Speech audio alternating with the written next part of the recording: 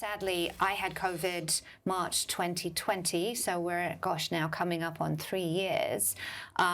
Thankfully, I am doing much better now, but for a long period of time, I was very sick. Pre-COVID, I'm a psychologist by training, and I've been working in the US since 2008. I have been in New York since 2011, and I started my own private practice 2015. So that would be 5 years when COVID hit. I had a big office on 45th Street in Midtown. I had a group practice with about 5 or 6 other psychologists working for me. I would sublet some of those offices to other therapists. I noticed you're saying were and was. Yeah. It was busy, it was hectic, it was stressful.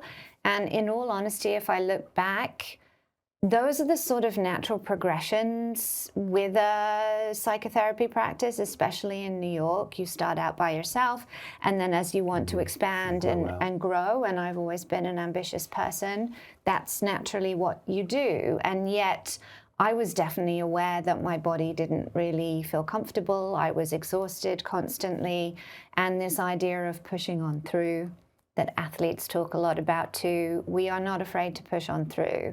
I have run a 50K race in my lifetime, and a big portion of that was not, rainbows and puppies, and yet we're very good at pushing on through. So I'd been pushing on through for a long, long time before COVID came along. Yeah, I mean, for me, I got sick literally as we transitioned to working from home and telemedicine, and patients were very, very anxious, and I didn't want them to know that I was sick because I didn't want them to worry. I was a lifeline for them each week, somebody that they knew they could talk to about their fears and their worries. And so I didn't tell anybody that I had COVID. I worked right the way through that acute infection. Most people watching this will have had COVID, so you know what it feels like. I was very fortunate that I did not get the cough. I did not get the cough. I had horrible body aches, chills, fatigue. Lose the taste and smell? I got a metallic taste. I have a friend who had that. Yeah. And it was just right before they started talking about it publicly, and right at that time when there wasn't very much in the grocery store in New York and it was hard to get food. And I literally threw out everything in my fridge because I thought it had gone bad. Right. And then about 5 hours later, I heard that was a natural part of COVID. And I was very frustrated because it was hard to get food to replace it. And throw out $100 worth of food. Especially eggs. Eggs were like gold dust. Which now they're like $30 a dozen. Yes, also gold dust again. What are the other symptoms that you experienced too, in addition to the fatigue and the metallic taste? Other things? It was really body? just like a flu, and like the worst flu that I had ever had. But in all honesty, it was relatively mild. It's so fascinating. I mean, I had been a psychologist for a very long time, and I have a very particular specialty that is very rare in the US, which is part of why I came here and stayed here.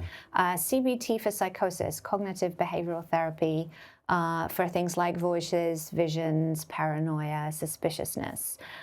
So I had spent a long time building that career, and I was actually one of the founding members and the first president of the North American CBT for Psychosis Network, really kind of championing that work in this country and in Canada and also Mexico. And yet when I got sick with long COVID, and then when I came across the Safe and Sound Protocol and Polyvagal theory and started to recover, it just felt so clear to me that I needed to be working with people with long COVID that I have really pivoted. This is a central focus now. Yeah, this is it's an underserved. Yeah, 60% of my week, maybe more than that, 75. When I interviewed you on Close-Up Radio, and you mentioned, the psychology background and everything else, and then you mentioned long COVID coach.